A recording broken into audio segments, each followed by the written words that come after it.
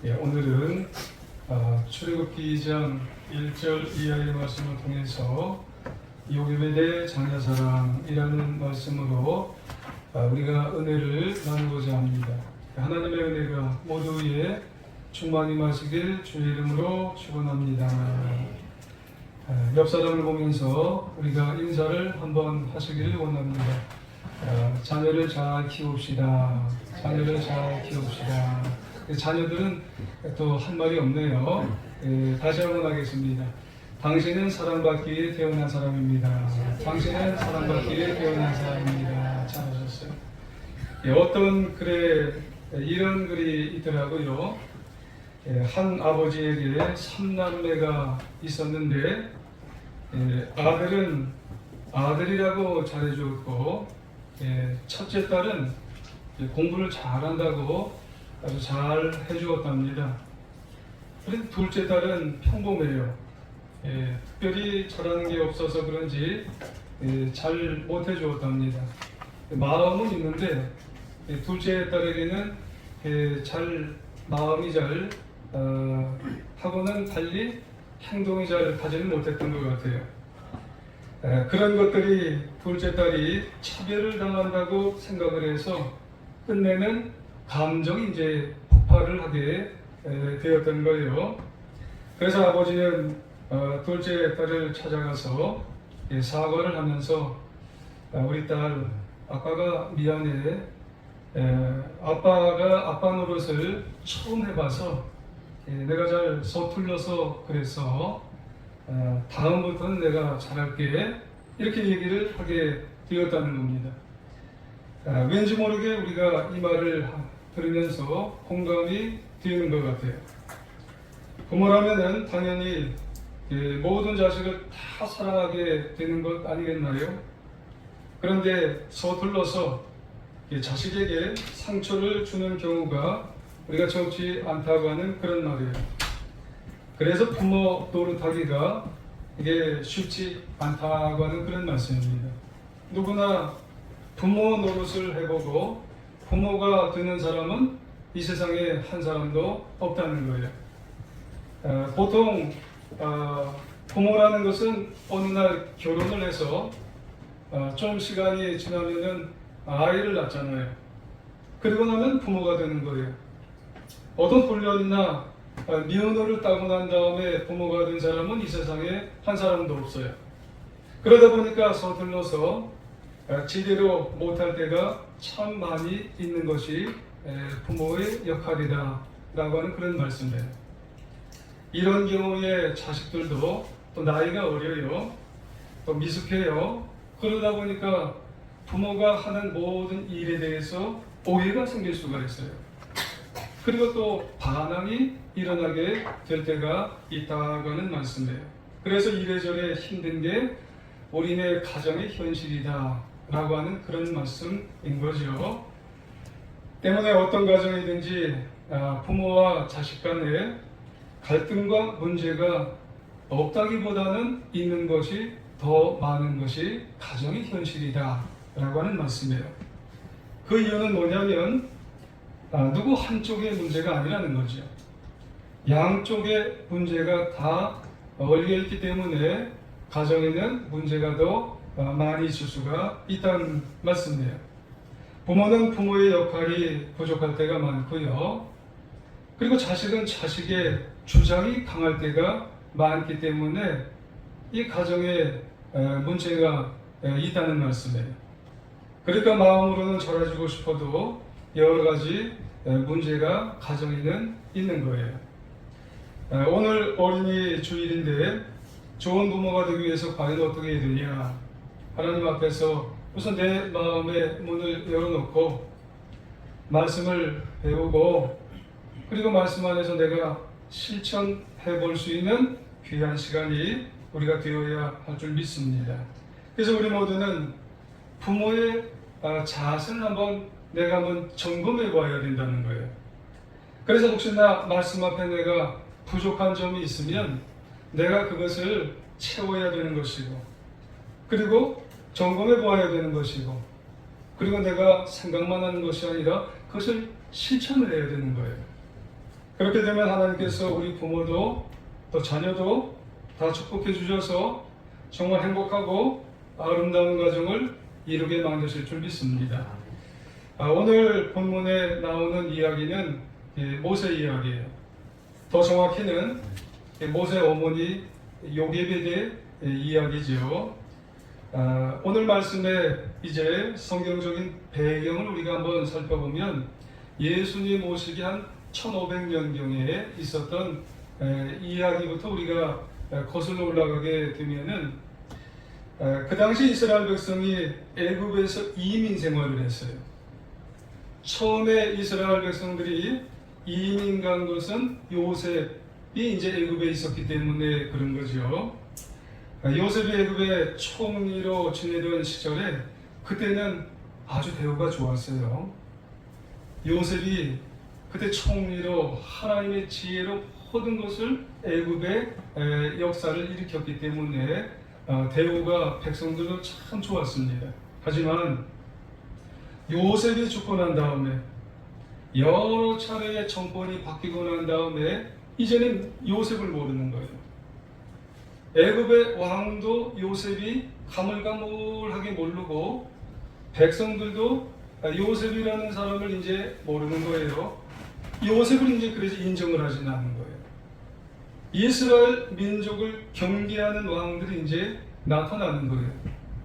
이스라엘 민족이 너무 많거든요.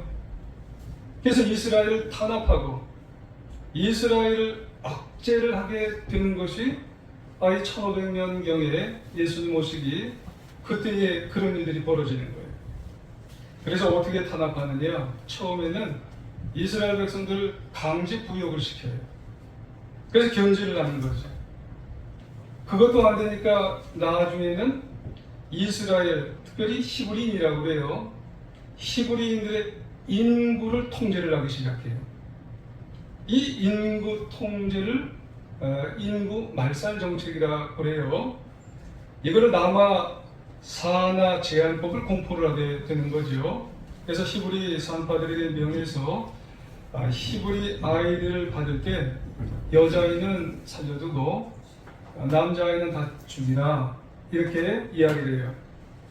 근데 하나님을 경외하는 히브리 산파들은 이걸 할 수가 없는 거죠. 그들은 일부러 지연 작전을 쓰면서 히브리 여인들이 체력이 좋아서 그래서 자신들이 도착하기 전에 다 출산을 했다고 이렇게 보고를 해버리는 거예요. 그러니까 화가 났어요. 바로 왕이.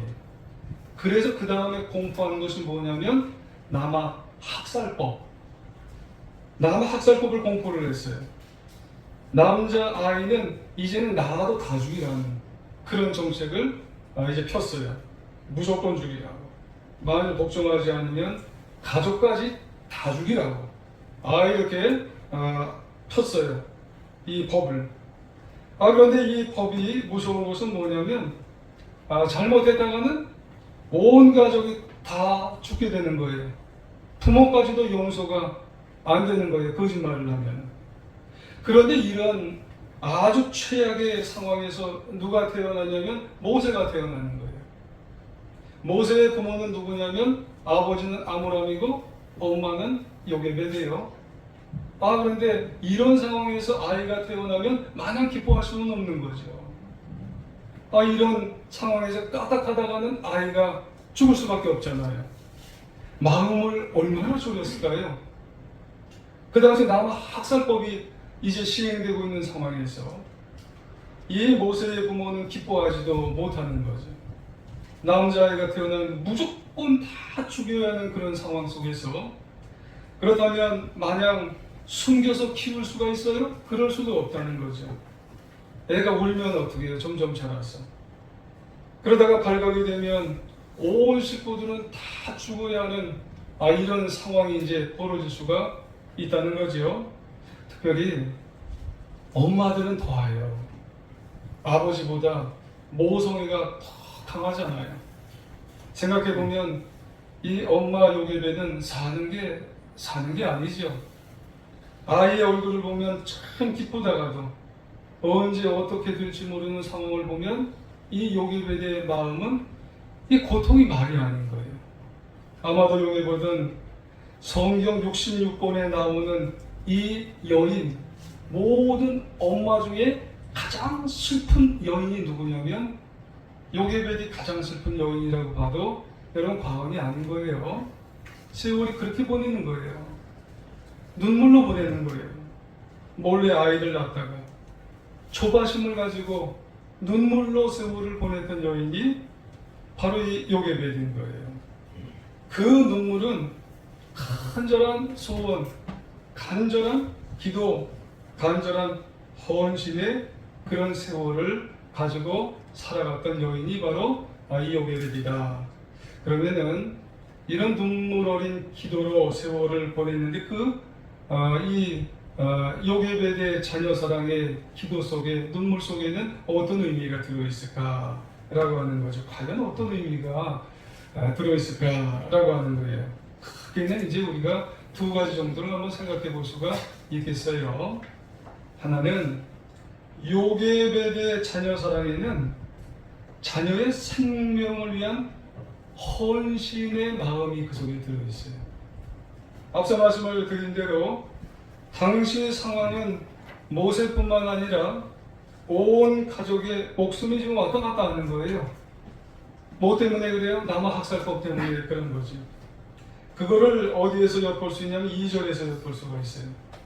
그 여자가 임신하여 아들을 낳으니 그가 잘생긴 것을 보고 석 달 동안 이제 숨겼어요. 요게벳이 남자 아이를 낳고 차마 죽일 수가 없어서 숨겨놨어요. 몇 달로 숨겨놨어요? 3달 동안. 이게 한계예요, 한계. 이게 아주 아기 때는 그 울음소리가 밖으로 안 나가는 거예요. 근데 3달까지는 애가 자라니까 그게 밖으로 울음소리가 나가는 한계예요, 한계.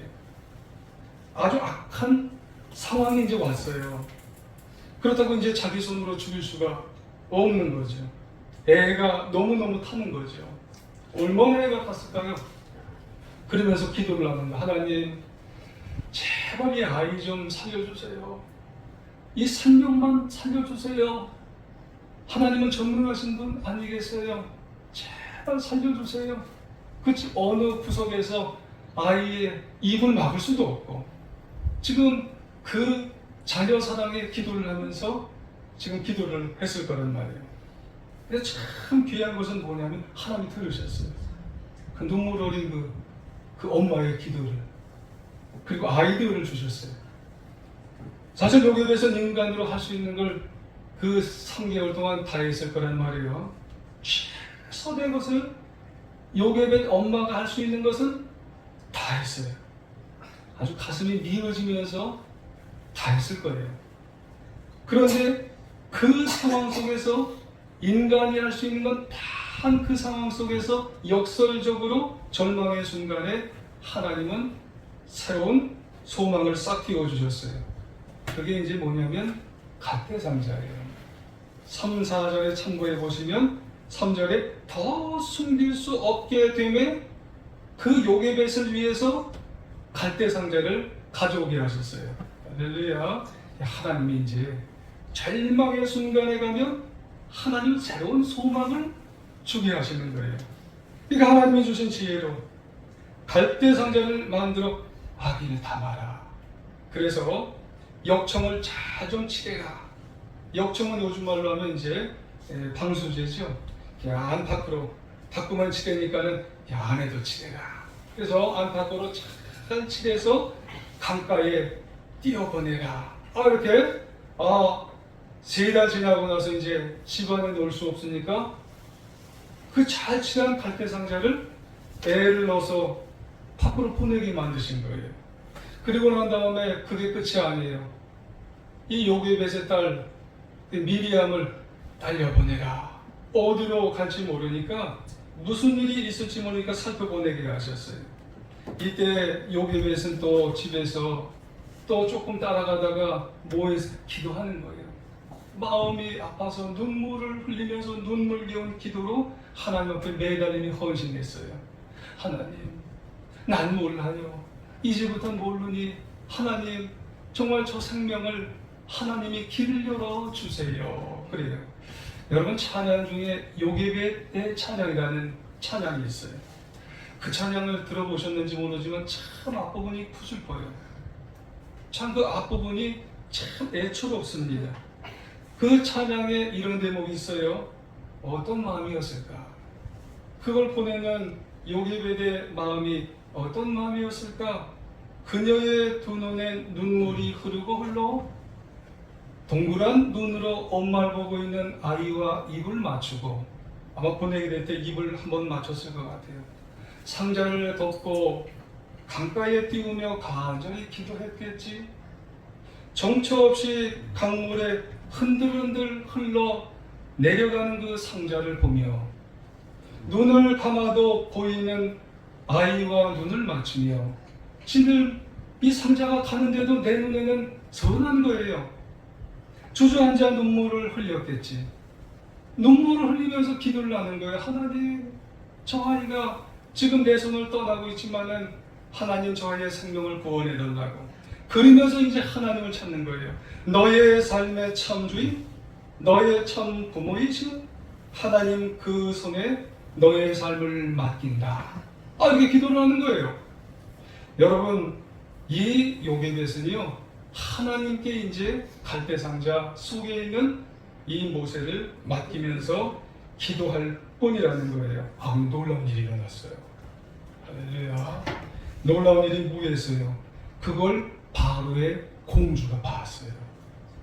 그 넓은 이 나일 강가에서 그 곳에 바로의 공주가 와서요, 그 요따만한 그 갈대상자 속에 있는 그 모세를 봤단 말입니다.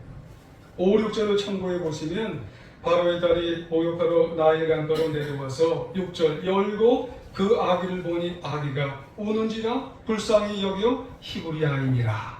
이야, 이게 누가 하셨겠어요? 이게 하나님이 하셨지만 그 배우의 엄마가 기도한 거예요. 뭘 위해서? 생명을 위해서. 이걸 기도해야 되는데 그걸 하나님이 들으셨단 말이에요.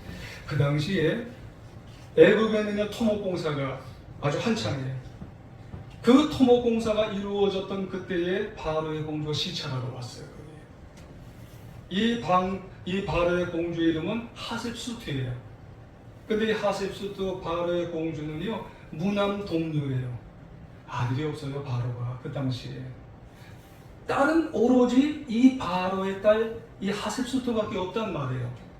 그러면 이 공주가 왕권을 이어야 되는데 그 당시에는 딸에게 안 줘요. 그러면 그 바로는요, 사위에게 이 바로의 왕권을 주어버렸어요. 너무 이 바로의 딸은 지금 속이 상한 거예요. 아이도 못 낳지, 왕권도 잊지를 못하지. 이게 너무 가슴이 아픈데 그때 자기 앞으로 뭐가 지나가요? 갈대상자가 지금 둥실둥실 흔들흔들하면서 지나가는 거예요. 그 속에 도대체 뭐가 있을까 하고 봤는데 히브리 아이였지만, 이 남아 학살법으로 다 죽이라는 이 아이가 있었지만 왠지 측은한 거예요. 왠지 불쌍한 거예요. 이게 누가 하신 거예요? 하나님의 섭리예요. 그 뒤에는 누가 기도한 거예요? 이 엄마가 기도한 거예요. 엄마가. 그러니 이 바로의 공주라도 그 눈에 그 히브리 사람이 불쌍해 보였다 하는 말씀이에요. 할렐루야. 그 순간 누이 미리암이 그 바로의 공주의 눈에서 불쌍한 모습을 보고 막 뛰어갔어요. 그러면서 제안을 했어요. 공주님, 유모를 하나 구해드릴까요? 그러니까 아무리 천하의 애국 공주라도 아이를 못 낳았으니 젖을 먹일 수가 있어야죠. 그래라. 그래서 공주는 미리암의 제안에 따라서 양자로 삼기로 결심하고 요게벳을 젖을 먹일 수 있도록 그렇게 했다는 말씀이에요. 그래서 요게벳은 아이 살렸어요. 젖을 먹였어요. 기도를 해주게 되고, 그리고 기도를 해주면서 그 어린 아이에게 무엇을 얘기해 줬을까요? 너는 히브리 아이라고. 민족의 정체성을 심어주고, 그리고 여호와 하나님의 경외하는 신앙을 계속해서 어렸을 때부터 심어주는 교육을 하게 되었다고 하는 말씀이에요. 여러분, 요게베드 어머니의 이런 눈물 어린 기도가 얼마나 귀한지 여러분 기억하여야 될 줄 여러분 우리가 아셔야 된다는 말씀이에요.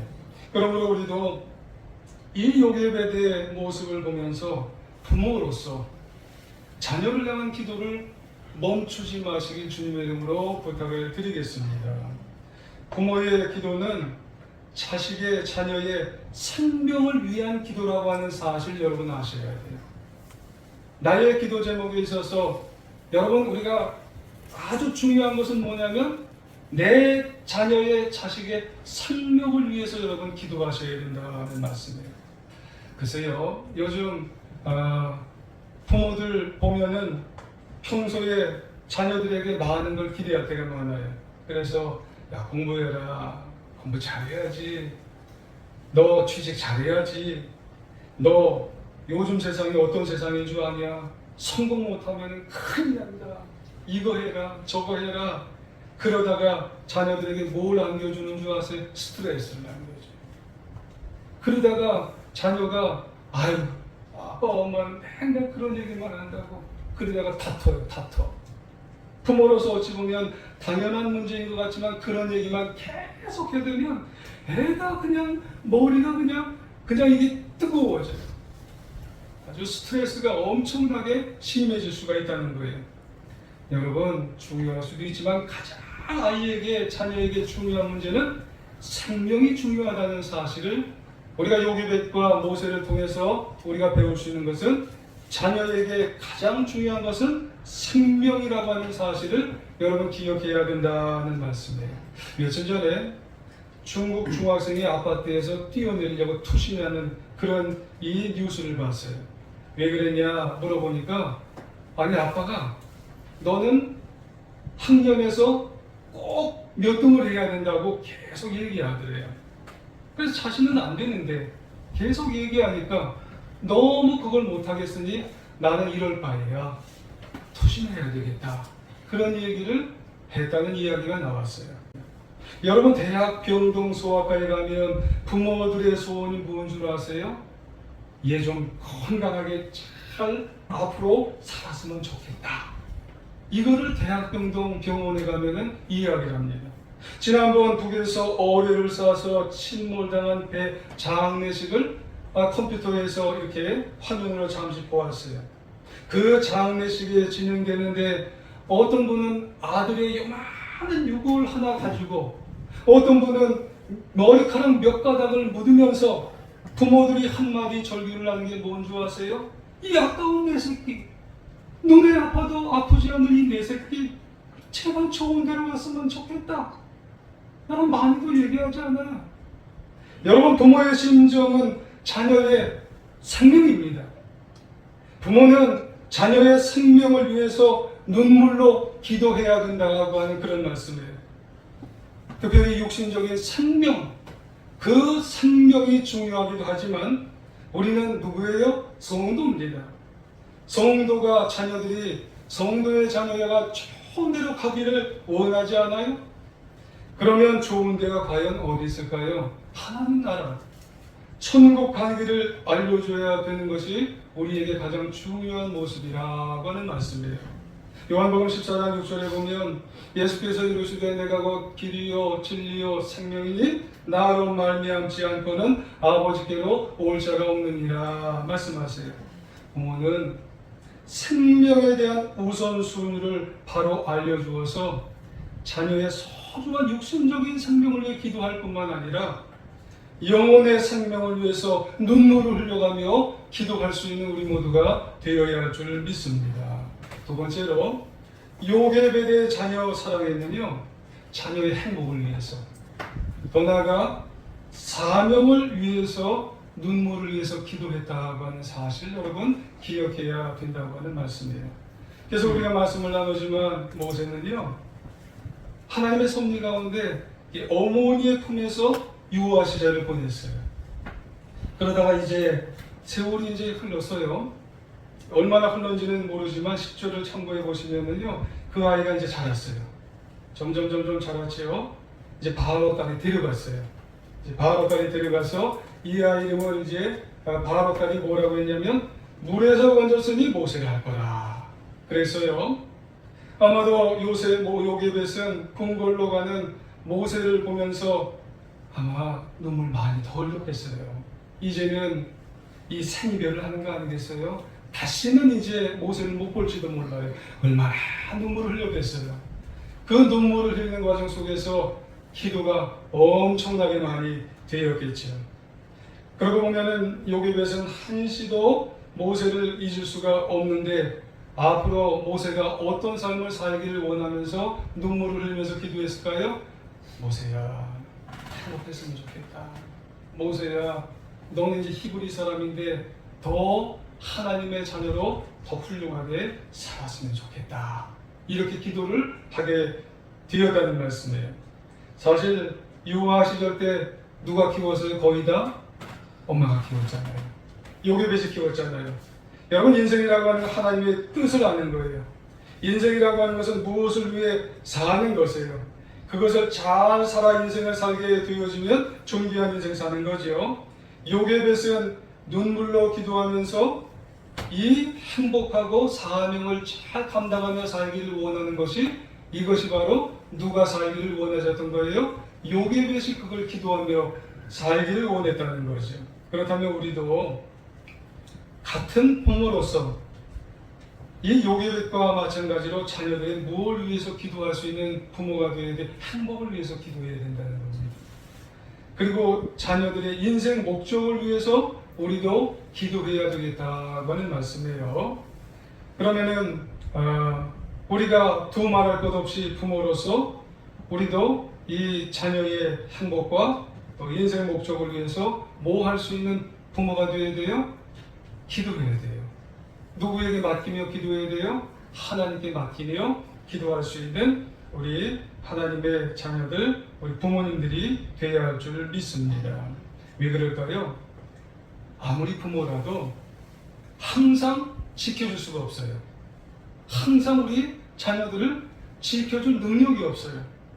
지켜줄 시간이 없어요. 제한이 우리가 한정되어 있기 때문에 그런 겁니다. 하지만 하나님은 항상 함께 하시기 때문에 우리는 하나님께 맡기고 기도하면서 나아갈 수 있는 부모가 되어야 됩니다. 시편 121편 4절 이하에 보면은 이런 말씀이 있어요. 이스라엘을 지키시는 이는 졸지도 아니하시고 주무시지도 아니하시고 여호와는 너를 지키시는 이시라. 여호와께서 네 오른쪽에서 네 그늘이 되시나니 낮에가 너를 상하지 아니하게 하시며 밤에 달도 너를 해치지 아니하시리로다. 항상 지켜줘요. 여러분, 우리는 물론이지만 우리 자녀들도 항상 곁에서 떠나지 아니하고 지켜줘요. 하나님께 여러분 맡기고 자녀들을 여러분 맡기고 기도하시기 바랍니다. 그리고 또 한 가지, 부모는요, 여러분 의로운 삶을 살아야 돼요. 자녀의 행복과 귀한 인생을 살기 위해서, 그들이 행복하고 귀한 삶을 살게 하기 위해서는요, 내가 본이 되어야 돼요. 자녀들의 본이 되셔야 됩니다. 성경을 항상 우리가 읽다 보면 계속 강조하는 게 하나 있어요. 그게 뭐냐면 부모가 자녀에게 여러분 본이 되는 인생을 살게 되면 자녀들이 행복한 인생을 살게 된답니다. 시편 37편 25절에 참고해 보시면은요, 우리의 자녀들 망하지 않고 행복하게 살게 하기 위해서는요, 부모가 본이 되면, 의로운 인생을 사는 부모가 되면 그 자녀는 행복한 인생을 살 수 있답니다. 그래서 우리의 자녀들이 행복한 인생을 사는 삶을 살게 하기 위해서는 부모가 먼저 본이 되게 만드는 그런 인생을 먼저 살아갈 수 있는 우리가 되어야 할 줄 믿습니다. 룻기 1장 16절 이하에 보면은 여러분 룻이 이런 말을 해요. 룻이 이르되 내게 어머니를 떠나며 어머니를 따르지 말고 돌아가라. 강권하지 마옵소서. 어머니께서 가시는 곳에 나도 가고 어머니께서 머무시는 곳에 나도 머물겠나이다. 어머니의 백성이 나의 백성이 되고 어머니의 하나님이 나의 하나님이 되시리니 어머니께서 머무는 곳에서 나도 죽어 거기 묻힐 것이라. 만일 내가 죽는 일 외에 어머니를 떠나며 여호와께서 내게 벌을 내리시고 더 내리시기를 원하나이다. 그래요. 여러분, 룻이요 자녀잖아요. 여러분 안 보는 것 같아도 다 누구를 보냐면 엄마를 봐요. 어머니를 봅니다. 그랬더니 이 룻이 나중에 이 어떤 인생을 사냐면 아주 행복한 인생을 살아요. 그리고 축복의 인생을 살고 사명된 인생을 살아요. 왜 그랬을까요? 룻이 다 봐요. 이 시어머니지만 어머니잖아요. 어머니가 어떻게 했는지 다 봤어요. 삶에서 신앙에서 어떻게 살아갔는지 다 보고 그대로 봤더니 이 룻이 인생을 승리해서 다윗의 조상이 되고 결국 나중에 예수님의 조상이 되어서 아주 놀라운 훌륭한 인생을 살게 된 줄 여러분 기억하시기를 원합니다. 좀 다른 말인지는 모르지만 저는 김창옥 쇼 2를 봅니다. 가끔가다 봐요. 근데 이 김창옥 쇼라는 김창옥이 이라는 분이요 심리학적인 얘기를 참 많이 해요. 그래서 제가 봐요. 근데 그분이 어느 날 이런 말을 하게 돼요. 그게 참 기억이 됐어요. 자녀들에게는 입에서 나오는 말로만 가르치려고 하지 말라는 거예요. 그럼 뭘로 가르쳐요? 자녀들에게는 행위적 언어가 중요하답니다. 부모의 행위적 언어가 인생을 바꿀 수가 있다는 거예요. 말로 아무리 자녀에게 이것 해라 저것 해라 요것 해라 가르치려고 해도 안 듣는다고 하는 거예요. 평소에 내 아버지가 내 엄마가 저렇게 살았는데 안 듣는다고 하는 거예요. 자녀들 상당히 똑똑합니다. 그런데 자녀에게 행동의 언어로 행위적인 언어로 그것을 보여주는 언어가 있을 때 자녀들이 잘 살게 되고 훌륭한 인생으로 형통한 인생으로 살게 된다는 거예요. 부모는 본받을 구석이 있을 때 그 본받는 것을 통해서 인생을 승리하게 된다는 말씀이에요. 기억하시기를 원합니다. 부모는 의로운 삶 본받을 만한 인생을 보여주어서 신앙의 삶을 본받게 만들어서 그들의 인생이 훌륭하게 만들게 해주시기를 부탁을 드리겠습니다. 미국의 16대 대통령 누군가요? 아브라함 링컨이에요. 그는 가난한 인생을 살았고 9살 때 어머니가 돌아가셨는데 전기에 보면 이런 말이 있어요. 하나님은 링컨이 위대한 사람이 될 만한 조건이 하나도 없었대요. 다만 가난과 신앙의 어머니밖에 없었다고 그렇게 얘기합니다. 이런 가운데 링컨이 이런 말을 했어요. 믿음의 어머니를 가진 사람은 절대로 절망하지 않고 가난하게 인생을 살지 않습니다. 라는 말을 했어요. 여러분 오늘 어머니 주일입니다. 성경에서 가장 슬픈 어머니였던 요게빗이 가장 훌륭한 어머니가 되었어요. 무엇 때문에 그래요? 그녀의 눈물의 기도가 있었기 때문에 그런 줄 믿습니다. 부모의 기도는 자녀의 생명을 살리게 되고요. 자녀의 행복을 여러분 보장하게 되고요. 나아가 인생의 목적을 깨닫게 만드는 줄 여러분 기억하시길 원합니다. 아무쪼록 내 자녀, 우리의 자녀, 이 자녀를 향해서 간절하게 남은 인생 기도하며 살아가시길 원합니다. 그래서 우리의 기도를 통해서 인생을 승리하며 자녀를 훌륭하게 남은 인생 키워서 하나님 앞에 영광 돌리는 우리 모두가 다 되시기를 간절히 주의 이름으로 축원합니다. 그럼 기도 한번 하겠습니다. 하나님